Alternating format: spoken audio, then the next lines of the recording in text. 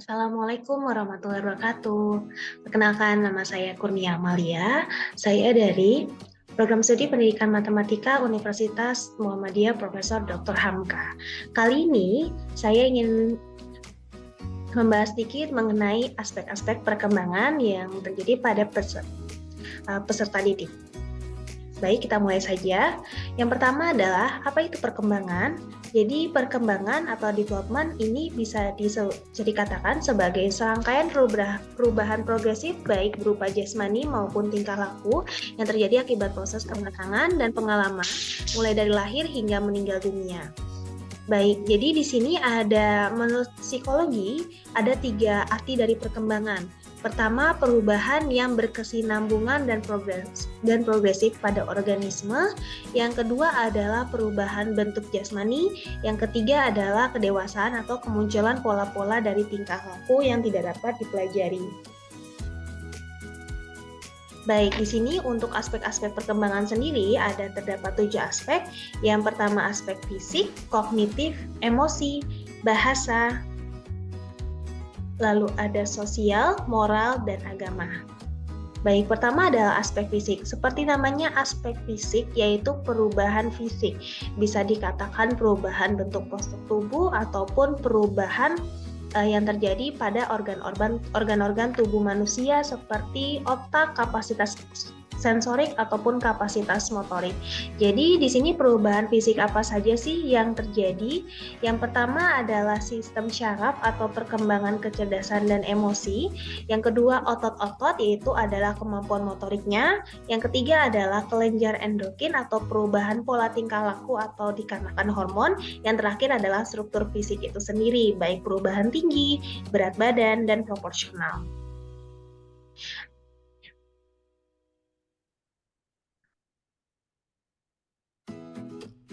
Baik, perkembangan fisik atau jasmani ini setiap anak atau setiap manusia itu bisa berbeda-beda satu sama lain.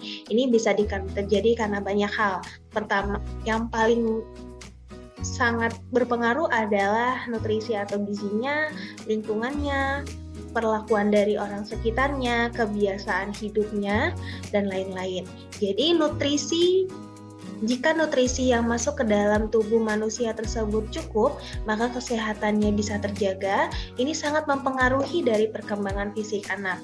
Kekurangan nutrisi jelas menjadikan pertumbuhan anak menjadi lamban dan kurang berdaya, sehingga ini juga dapat berpengaruh terhadap bagaimana dia mempelajari sesuatu hal. Sehingga perkembangan fisik yang normal merupakan salah satu faktor penentuan keberhasilan anak dalam belajar. Oleh sebab itu, sebaiknya orang tua atau guru dan sekolah itu harus menyiapkan perkembangan motorik anak yang baik. Yang kedua adalah aspek kognitif. Kognitif di sini itu berasal dari kata intelektual, atau di sini bagaimana kita berpikir, mengingat, serta menghubungkan sesuatu hal dengan satu yang lainnya, atau bisa dikatakan kemampuan bernalar.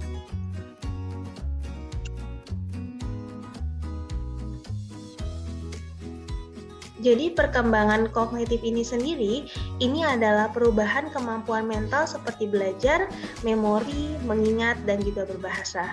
Piaget pernah mengupakan bahwa pada masa remaja terjadi kematangan kognitif, yaitu interaksi dari struktur otak yang telah sempurna dan lingkungan sosial yang semakin luas untuk eksperimentasi memungkinkan remaja untuk berpikir abstrak. Oleh sebab itu, seseorang individu dapat mengingat, memahami, dan memberikan respon terhadap stimulus disebabkan adanya skema-skema yang pernah dia alami pada masa sebelumnya. Oleh sebab itu, sangat penting untuk perkembangan kognitif seorang anak itu terjadi dikarenakan adanya interaksi anak terhadap lingkungan yang dapat mengasah kemampuan kognitifnya. Sehingga semakin dewasa dia, maka semakin matang pula kemampuan kognitifnya. Ada beberapa tahapan perkembangan kognitif anak. Yang pertama adalah sensorik motorik, yang kedua adalah praoperasional, yang ketiga operasional konkret, yang keempat adalah operasional formal. Baik, untuk perkembangan yang ketiga adalah perkembangan emosional.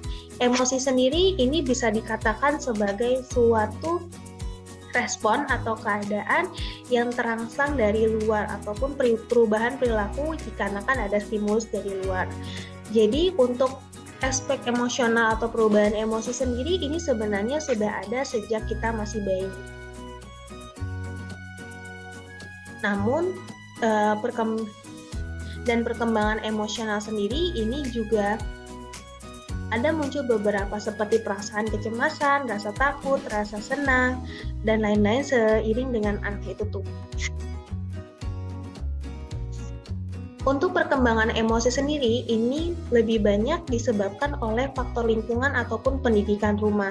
Oleh sebab itu, penting bagi kita orang dewasa untuk meningkatkan aspek emosional, dikarenakan jika seorang anak itu memiliki kecerdasan emosional yang baik, maka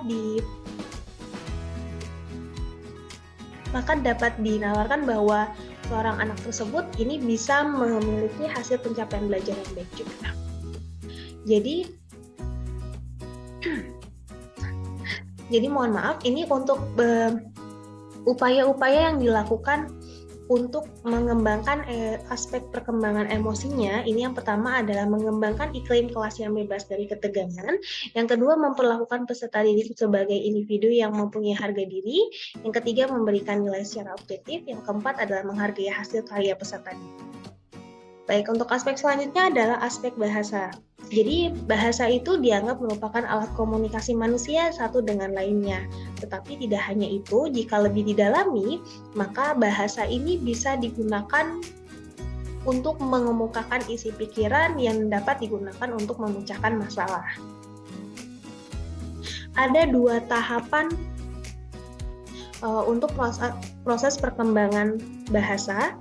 Yang pertama adalah proses primer, di mana di sini ada pematangan organ-organ dari anak itu sendiri untuk dapat berkata-kata atau mengumpulkan suatu kata. Yang kedua adalah proses belajar, yang berarti bahwa jika dia sudah dapat berbicara secara organ, dia dapat mempelajari bahasa orang lain dengan cara mengimitasi atau meniru ucapan kata-kata yang didengarnya oleh lingkungan sekitar.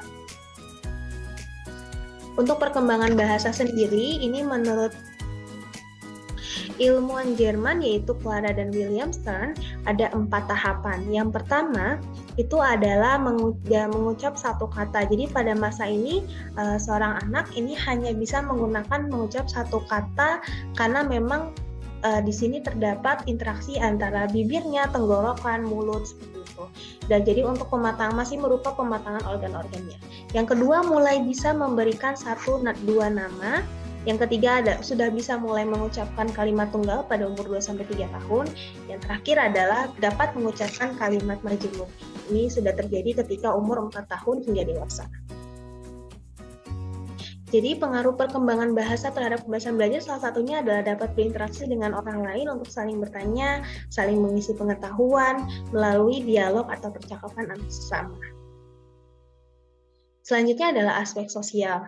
Jadi aspek sosial atau ini ada yang berhubungan dengan sosial atau berhubungan dengan lingkungan masyarakat dan orang sekitarnya, dapat diartikan sebagai proses belajar untuk menyesuaikan diri terhadap norma-norma kelompok tertentu dan melebur menjadi satu kesatuan. Ada 3 hal yang dapat mempengaruhi lingkungan sosial yang dapat mempengaruhi anak belajar. Yang pertama adalah pertemanan, yang kedua adalah tetangga sekitarnya, yang ketiga adalah aktivitas masyarakat.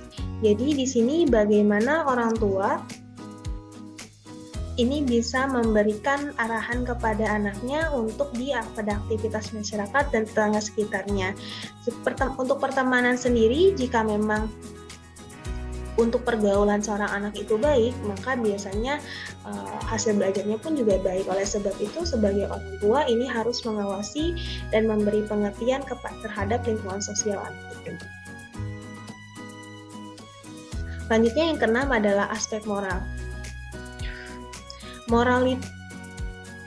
Baik, untuk moral atau moralitas itu sendiri adalah adat istiadat atau tradisi tata cara kehidupan. Jadi ini maksudnya adalah bagaimana kita dapat menerima dan melakukan peraturan dan nilai-nilai dalam sosial masyarakat itu sendiri. Menurut Fisher, perkembangan moral terjadi dalam 2 tahap. Pertama adalah tahap realisme moral, dan yang kedua adalah tahap moralitas otonomi. Jadi untuk tahap realisme moral sendiri, ini anak menganggap bahwa suatu moral atau suatu norma itu adalah sebuah konsekuensi ataupun sebuah larangan. Jadi dia hanya mengetahui bahwa ini harus dilakukan karena tidak ingin terjadi ini atau tidak ingin dihukum seperti ini. Tapi jika sudah cukup dewasa, maka dia sudah mulai mencapai tahap moralitas otonomi, di mana dia sudah mengetahui alasan-alasan mengapa norma tersebut berlaku.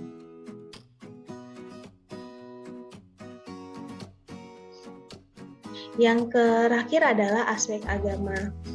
Agama dan moralitas ini tidak dapat dipisahkan, di mana anak usia dini dimulai dari bahwa anak mulai dikenalkan terhadap sosok Tuhan dan diikuti dengan sikap perilaku anak yang sesuai dengan ajaran agamanya. Jadi pada fase ini anak diharapkan bisa mengikuti norma-norma moral dan mengikuti norma-norma agama yang berlaku. Baik, sekian untuk pemaparan dari saya. Kurang lebihnya mohon maaf. Assalamualaikum warahmatullahi wabarakatuh.